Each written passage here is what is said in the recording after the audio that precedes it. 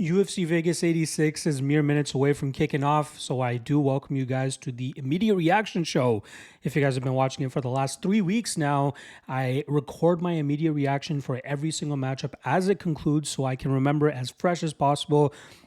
Record 2 to 3 minutes talking about those fights, what I thought about what transpired and who ended up winning, as well as dropping all the best props that ended up hitting for those fights, courtesy of FanDuel, utilizing their odds and making sure that it's all up to date right before the fights actually kick off. And yeah, it's a fun way to just dissect the card and look back on how I predicted these fights to go down compared to how they actually went down, and so on and so forth. So let's strap right in. We got 14 fights to talk about. Let's get right into it.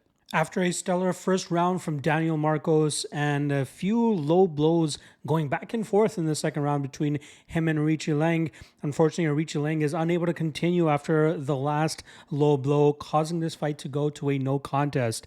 It was a very, like I said, masterful performance from Daniel Marcos in the first round, bloodying and battering Eryk Lang over the course of 5 minutes with a plethora of leg kicks, calf kicks, and punches to the face with beautiful combinations. And it really seemed like Eryk Lang was trying to figure out that puzzle that may have played into him potentially wanting to duck out and get out of this fight. But still, I don't want to truly believe that, as I believe a guy who had the nickname the Mongolian Murderer would not be looking for a way out of a fight, especially where there's still at least half of the fight still to go and a potential for him to battle himself back into that fight. Regardless, unfortunate stalemate there. Marcos doesn't really get to move forward. Maybe they obviously, I don't think they'll match these guys up together. I think we've already seen this fight play out and how it would go if they were matched up again. But very unfortunate outcome there once again. No odds, obviously, hitting here. If you had any action on this fight, it goes to a no contest, so it will be voided and pushed. Very unfortunate. Haider Emil defeats Fernie Garcia by second round knockout in a blistering fight from the first bell. Both these guys were throwing down with the intent on finishing one another, but you got to believe that Garcia was the one that was trying to get this fight going off and running quickly because of the short notice aspect of this fight for him. He accepted this fight on less than 2 weeks notice, and not to mention coming up a weight class against a big guy who normally likes to go out there and drown his opponents with pressure and cardio. But Fernie did land some big shots. Unfortunately for him, it was Haider Emil that was landing the bigger shots, got some good positions on the mat, got some good damage off, a close submission from both guys as well. But ultimately in the second round, it was clear that once Fernie Garcia was swinging and whiffing on big shots, you could see his energy bar just draining quickly, and Haider Emil was able to take advantage, getting a standing TKO up against the cage once again by second round. I'm big on Haider Emil. This guy obviously got me a dub on the Contender Series when he had that crazy back and forth grappling match over 15 minutes against Emrah Sanmaz. Beautiful performance there. But you can see the technical aspects of his game, his fight IQ, everything that his head coach Gilbert Melendez has bestowed upon him. The guy uses all of that information, all of that knowledge, all of that experience very well, which is why he has now a 9-0 undefeated record. It's unfortunate that he's 33 years old, so he really has to get off and running if he hopes to make it into the top 15, top 10, and eventually a title shot. It's not out of the realm of possibility. If he can stay busy enough, this guy has all the skills and fighting style to be successful in this division. I just hope that he can stay active enough and that the UFC gives him gradual steps up in competition, but in a timely manner, so he actually has time in his prime to be facing the higher level of the featherweight weight class. But regardless, great win for Haider Emil. Like I said, second round TKO. Let's check out the props that ended up hitting for this matchup. Obviously, Haider Emil minus 210 on the money line comes through as the chalk. Was closer to minus 180-ish at the beginning of the week, but obvious action coming in on him. Him winning by KO plus 330. Him winning in round 2 plus 900. And then throw those two together, you're looking at plus 1100. Great performance for him there. And then the under 2.5 plus 180. Not a lot of people expected this fight to go to finish inside the distance, actually, but great work from Haider Emil to utilize the fact that he was the one preparing for this matchup. He was the one that was the bigger of the two, and he was the one that was going to be able to eventually go out there and break Fernie Garcia to get his hand raised. Great win for Haider Emil. Cannot wait to see what's next for him. Bogdan Gusov goes out there and knocks out Zach Ponga in the first round after eating some big shots of his own. It seemed like Ponga was in the driver's seat for the majority of that fight, utilizing his aggressiveness, moving forward, pushing him up against the cage, landing some good knees in those spots as well. But ultimately, it was Gusov who was able to find the chin of Ponga and put him out clean just over the halfway mark of the first round. Now, Gusov obviously picks up his first UFC win after dropping his debut against a former title challenger in Volkan Oezdemir. It was safe to say that the UFC threw him in with the Sharks right from the jump, but this was a better matchup for him in terms of trying to prove that he deserved to be on the UFC scene. Now, that's an unfortunate losing streak now for Zach Ponga, who, in my opinion, deserved to win the Modestas Bukauskas fight, which was his previous one, but now this is another step back in his career of a guy that's already 35 years old and could possibly spell the end of his UFC career as well. But regardless, Bogdan made the most of his time on the mic as well, referring to getting his first UFC victory better than sex, and also saying that he wasn't surprised, that even though he keeps his hands down, it's a little bit of a secret because he can just surprise his opponents with the big power that he's able to generate from out of nowhere. This guy's a good assertion to the UFC light heavyweight division, and I can't wait to see how he continues to move forward and if he can continue putting guys out cold. All right, let's check out some of the odds that hit for this matchup. We got Gusov obviously as the dog coming in and cashing at plus 110, by knockout plus 160, in round one plus 270. Throw those two together, round one by KO at plus 310, and then the under 1.5 cashing at minus 150. This was a fight that I kind of expected Ponga to keep in the clinch a little bit more than he actually did. He played this risky game a little bit too much, allowing Bogdan to get off on that big strike to eventually put him out. I thought this was going to go over. I thought Ponga was going to be able to keep him up against the cage or even land some takedowns and grind this fight out, as he's been able to do in some of his fights leading up to his UFC debut, but it was not meant to be. Bogdan Gusov, first round knockout over Zach Ponga. Max Griffin earns the split decision victory over Jeremiah Wells in a very close fight, and in my opinion, I thought it was 2-1 in favor of Wells. I thought Wells did enough in the first and second round, and although there were large portions of lulls and not much happening between the fighters, you could feel the tension between them, knowing how heavily they throw and how much power they have, and could potentially end the fight with a blink of an eye as well. So not a whole lot to judge on, but in my opinion, I thought when Wells was landing, he was landing the more emphatic shots, the more significant strikes, like what they did impactfully. I thought the judges would score that more, but it ultimately seems like the judges saw it in Max Griffin's favor. Not good for Wells in terms of just kind of letting the third round go. Like, he wasn't so urgent, being pushed up against the cage by Griffin, allowing Griffin to pretty much secure that round. So it came down to the first two rounds. Again, I thought Wells deserved the first two rounds. Is what it is. Close fight. I had no action on it, so I wasn't too bothered by the decision either. Good win for Max Griffin. He continues to be a middling welterweight. Can't really put too much of a run together. Finds himself on a 1 or 2 fight losing streak, but then manages to bounce back and get another win. Obviously, this throws a wrench in the plans of Jeremiah Wells, who's obviously up there in age, trying to bounce off that loss that he had from his last fight to Carlson Harris. Now he's lost 2 fights in a row as well. Very weird fight. Again, there was the tension because you thought anytime somebody could land, the fight could be over. So I understand why it was fought in that sense, but it's still not enough to really judge on to be like, okay, this guy clearly deserved the victory. Again, my scorecard, Jeremiah Wells, not a robbery by any means. Good win for Max Griffin to get the split decision there. All right, let's see what cashed here. The odds that cashed. Griffin, the underdog, plus 130, comes through.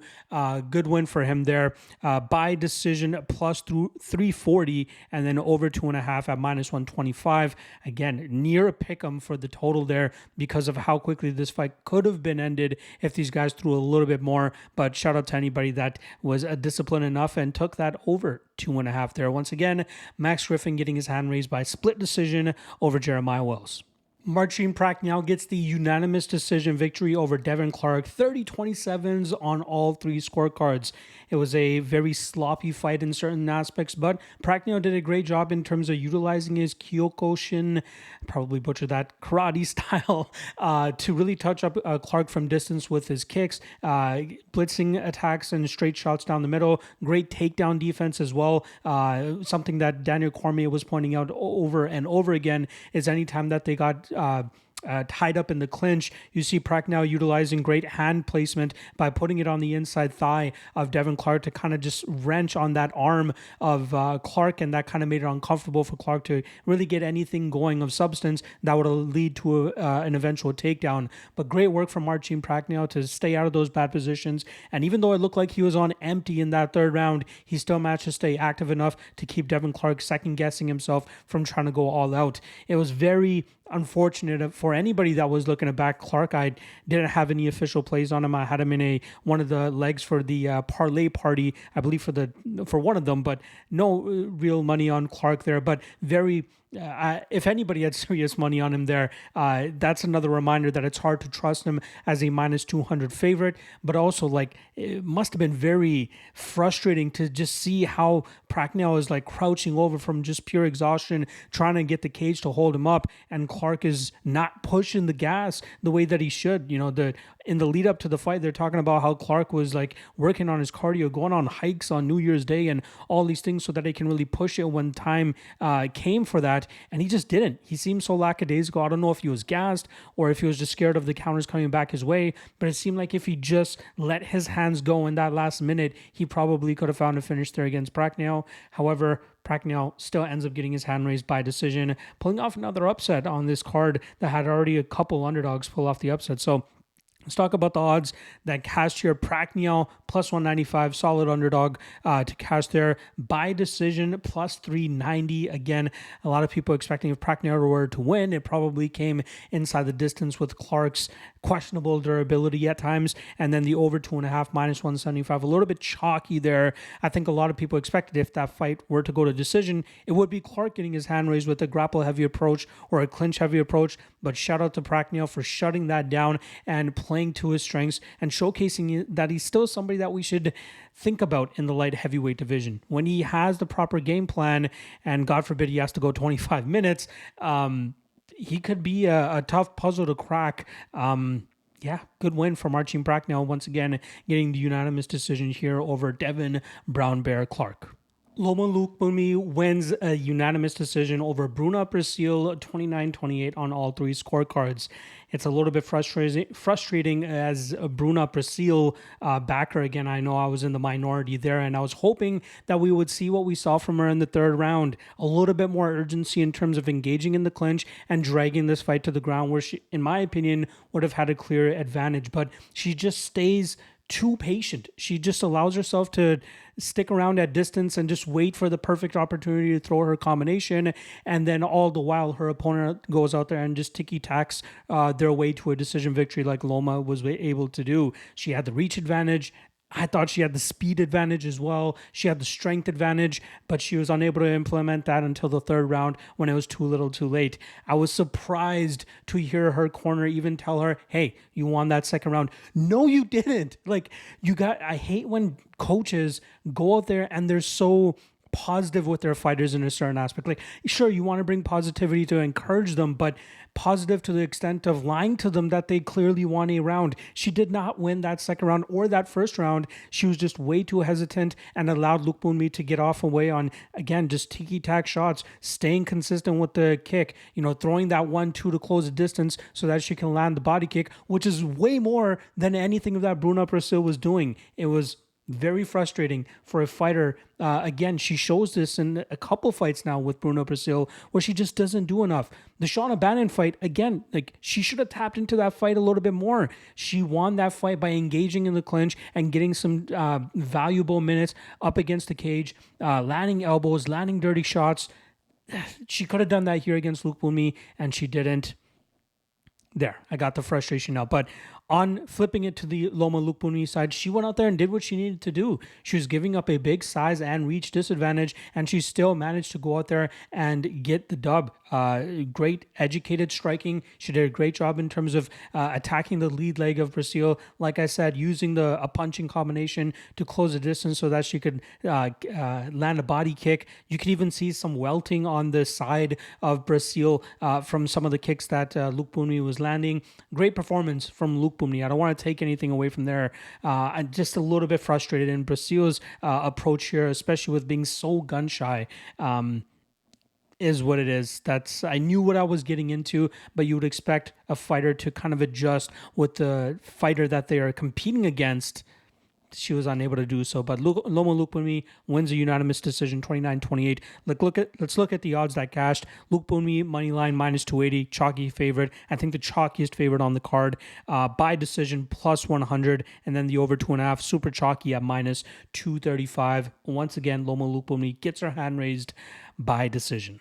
Balaji Oki picks up the split decision victory over short notice replacement Timothy Kwamba. Now, a lot of people, including myself, thought that Oki would be able to get the early finish here, but Kwamba showed a great beard as he ate some big shots and had some success of his own, specifically in that second round when he was able to initiate the grappling scenario. And although he never really got off too many big shots in that spot, he got some solid control time, so I could see how you could potentially give that second round to him. However, I thought Oki clearly did enough in the first and third rounds to get that win. So I'm not sure what that other scorecard where we had Kwamba getting one of those scorecards in his favor. Don't really understand that at all. But great win for Oki.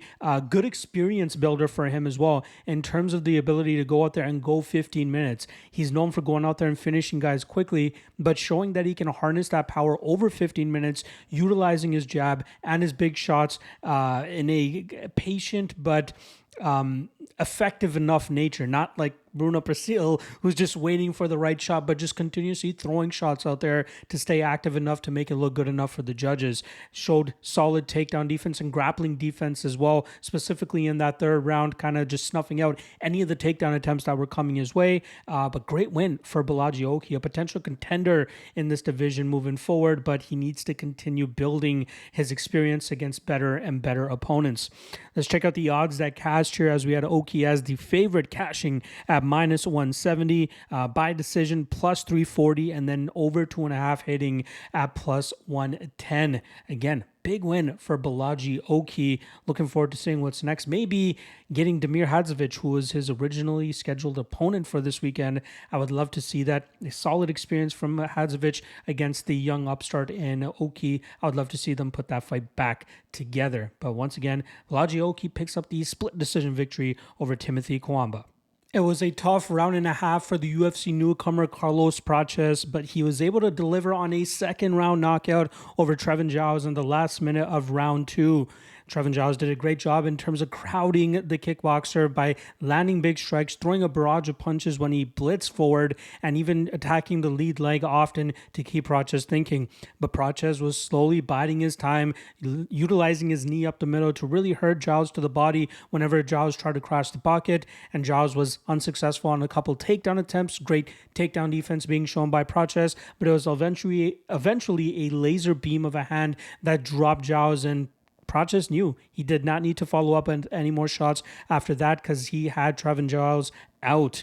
Great performance from Prates in terms of, great finish by Prates, but there's a lot of things that he needs to learn from that fight, as better fighters with better durability will likely be able to just continue to chip away at Prates and likely win that fight on the scorecards. I know Giles swelled to being a favorite in that second round based on what he was able to do in the first round, but Prates managed to keep the judges out of it, and he was able to get that finish. Great work from Carlos Prates. Let's look at the odds that cashed here as we have Prates. He was the favorite here at the beginning of the fight at minus 245. He was expected to win by knockout, so that's only down at plus 105. To happen in round 2, plus 470, and for it to happen round 2 by knockout, plus 550. The over 1.5 cashes by roughly a minute and a half at minus 135. Again, good finish for Prates, but a lot of things for him to dissect moving forward if he wants to continue marching through this welterweight division. But tonight, he ends up getting his hand raised by knockout, like I said, round 2. Adolfo Vieira secures the arm triangle choke in the last seconds of the first round to pick up a submission victory over Armen Petrosyan. Now, this fight was scheduled for a couple months back, and Petrosyan pulled out, I believe, on the day of due to an illness, but thankfully they finally get to run it back this weekend or tonight, and we had that classic striker versus grappler matchup where at the beginning of this fight, it seemed like Petrosyan was in control, landing his strikes from distance, his kicks from distance as well, and really kind of thwarting that forward pressure of Vieira, but it only took Vieira one solid takedown attempt to get this fight to the ground and slowly work to the arm triangle position, which he has secured so many times in the past, given the historic and just insane level of black belt wizardry this guy brings to the table. And it's obvious he needs those early finishes or things could start going sour for him later in matchups, as I kind of expected for this one to go, but he was able to get that takedown and quickly latch onto that arm triangle choke and get the victory. I would love to have seen how it played out going into the second round, but we don't need a second round. Good win for Vieira there. Again, a guy that is so good at one thing, but if he's unable to get off on it, like the Chris Curtis fight, things could go sour for him, and that's kind of been his issue. But as long as he continues to secure these early victories, he's going to go out there, collect some performance bonuses, get his win bonus and all that stuff, but I just don't think he's going to get to that top 5 ranking in this middleweight division. All right, let's check out the odds that cashed here. Vieira cashes as a pick'em, -110. People were on the fence on this matchup. Even the first time that they were matched up with each other, was it going to be the striker or the grappler? It ends up being the grappler this time around. By submission, +180. Round 1, +350. Round 1 by submission, +440. And then the under 1.5 cashing at +135. Again, good win for Rodolfo Vieira. Curious to see who they match him up with next, but this is a good step in terms of trying to get up those rankings and trying to get closer to that top 5. We'll see if it actually happens. Once again, Rodolfo Vieira, round 1 submission over Armen Petrosyan. Michael Johnson picks up the unanimous decision victory over Darius Flowers in a very weird fight, in my opinion. I thought for the first round and a half, he was doing a great job in terms of utilizing his striking advantage. He was mixing it up to the body, and it was clearly slowing down Darius Flowers. Then for some reason, he decided to grapple with a guy that seems to prefer the grappling realm as well in Flowers. He started grappling in the second and third rounds, and in my opinion, it gave Flowers the opportunity to kind of get some wind back, to get some air back into his lungs, because to me, it seemed like he was slowing down tremendously. That's why the takedowns came so easily for Johnson, because there was nothing in terms of resistance or defense from Darius Flowers. He just wanted to get on the ground and hope that he can throw up a submission and land it. And he was so close to landing something in that third round. I'm just sitting here, again, pounding my head on the table like, Johnson, what are you doing? If he let it go with his hands a little bit more, maybe he was just scared about a potential counter coming back at him and putting him out cold. Maybe he's scared of his questionable durability, but it seemed to me as if he was to put his hands together, get a barrage of shots together, he could have hurt, dropped, and finished Darius Flowers numerous times in the second or third round. And to me, it seemed like he was trying to seek a submission. Obviously, you see him working for the arm triangle choke, trying to stuff his head to the ground and try to push that arm of Darius Flowers up. But Darius was clearly privy to it and was not giving it up to him. Another submission attempt that Johnson was looking for was a north-south choke. If you guys noticed, he was trying to go parallel, or I guess straight on with Darius Flowers and trying to get that north-south position so he could secure that choke. But that's when Flowers was able to turn, and that set up the scramble that eventually was giving Flowers the potential submission opportunity as well. So very weird decision-making there from Johnson. I don't know if he wanted to flex his wrestling chops, but he had a clear striking advantage, and in my opinion, had clear opportunities in terms of finding the finish in the second or third round. Luckily for him, nothing went wrong for him this time around. He was able to secure the victory. But those types of decisions, putting himself in those types of possible troubling moments against better fighters, will give him another loss on his record, as he's used to at this point in time. But the most important thing is he got his hand raised this tonight, and he was able to do it by decision. So let's look at the odds that cashed. Johnson moneyline -130. I was happy to pull the trigger on -125. Skill-wise, way better than Darius Flowers, but it's always that durability that you have to worry about. By decision, +360. Fight to go to decision was +220. I believe the over-under was set at 1.5, but regardless, Johnson goes out there, pitches a pretty much perfect fight outside of that Hail Mary submission attempt from Darius Flowers in that third round, but great win for Michael Johnson. Let's see if he can finally string some wins together moving forward. After a solid first round, it seemed like momentum was shifting towards Brad Tavares in round 2, but Gregory Rodriguez had none of that, as he came out firing in the third round and got a TKO in the first minute of the final frame, and he cashes as the -245 favorite.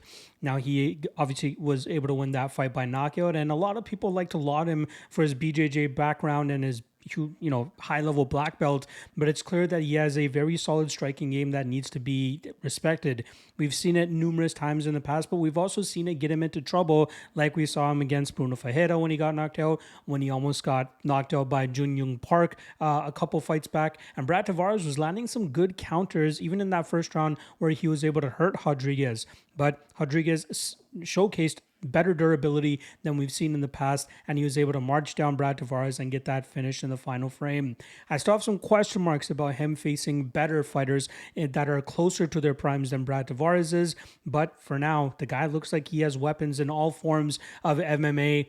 I would like to see him in a 25-minute fight next time around. Maybe the UFC likes to headline middleweights. Obviously, this weekend we have a headliner in the main middleweight division. Last week we had a headliner in the middleweight division. Maybe Rodriguez could finally throw his name into one of those, and I would love to see his cardio over 25 minutes. But regardless, he goes out there, gets the finish, looks damn good doing so as well. Let's talk about the odds that cashed here. Rodriguez moneyline minus 245, like I said, the chalky favorite. By knockout plus 230 to happen in round 3 plus 1,000. Tie those two together, round 3 by knockout plus 1,300, and the under 2.5 cashes at a near pick'em here at minus 115. Again, big win for Gregory Rodriguez. He wasn't ranked, so I'm looking forward to seeing if this pushes him into the rankings and how the UFC decides to match him up moving forward. But great win for Gregory Rodriguez as he knocks out Brad Tavares in round 3. After a weird start with some fouls mixed in the first round, we finally got the action rolling, but it was Poirier who was able to outland and outwork Robert Burchak en route to a unanimous decision victory. Now, it's not the way a lot of people expected that fight to go, especially considering how finish-centric both of these fighters are. But it seemed like Poirier was okay with just going out there and outpointing his opponent, and he did hurt him a couple times, I'll give him that, but he seemed content with just engaging in the clinch and dragging this fight out. I was a little bit invested in the under 1.5 in this spot here, as I really thought that both these guys would throw down, but it really shows the evolution and maturity in Poirier's game, especially with him down at a new weight class. I gotta stay away from these chalky unders, especially when these guys have finishes from the regional scene that sometimes do not translate to this high level, which is the UFC. We live and we learn, but Poirier goes out there and gets a solid decision victory over the UFC newcomer Robert Burchak. Let's check out the quick odds that cash here. Underdog Poirier comes in at plus 140 and cashes. By decision is plus 1,200. That's insane. And then the fight goes to decision plus 620. Again, further proof that a lot of people were expecting this fight to finish inside the distance, but Poirier goes out there and spoils everybody's plan and gets his hand raised, like I said, by decision. Dan 50K Ige probably earns himself an 50K bonus here with a first round knockout victory over Andre Fili. Great win for Ige here as he takes on the short notice of Fili, but he did a great job in terms of staying composed, and it looked like Fili was getting into a bit of a rhythm with his long-range shots, utilizing his footwork and sticking Ige with a jab anytime Ige tried to crash the pocket, but it only took one big shot for Ige to put Fili on his back. I think he followed up with one more shot, but the referee quickly stepped in after that. That Ige continues to showcase why he is a perennial top 15 to top 10 guy, may not be able to crack it to the next level, as we've seen him face top guy after top guy and still end up coming up short, but he draws a clear line in the sand. Anybody unranked will likely fall to him. We'll see if he can get any momentum going and try to get back into that top 10. But this was a great performance for him and probably earns himself a bonus, like I said. All right, let's check the odds that cashed for this fight here. Minus 170 Ige on the money line. He cashes as the favorite. By knockout, cashes at plus 320. In round 1 at plus 650. Put those two together. Round 1 KO plus 800. And the under 2.5 cashes at plus 150. Now, I just quickly want to take a look here real quick because Ige is normally a decision machine, but let's see, since he made his UFC debut back in 2018, he's picked up 1, 2, 3, and this is his 4th knockout victory since his debut, like I said, back in 2018. So when he trusts his hands and he has the proper matchup, he's able to go out there and get these guys out of there. Damon Jackson was one of the last guys he knocked out, as well as Gavin Tucker in 22 seconds. So Ige's dangerous.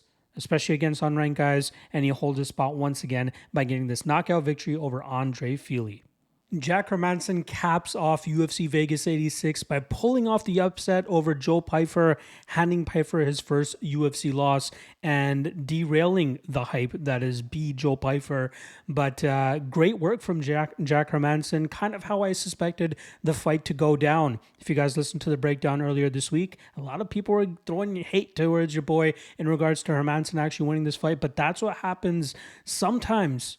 Why you have to play the odds here when a prospect, especially a prospect that's been finishing a lot of his opponents, faces a legitimate veteran. This is a huge step up from Abdul Razak Al Hassan. You're talking about Jack Hermanson, who has been on the cusp of a title shot several times and has fought the best of the best in the past. And he was able to survive the early onslaught, held a very high, tight guard where a lot of the big shots from Joe Pyfer were landing on the guard, and that was causing Pyfer to slow down.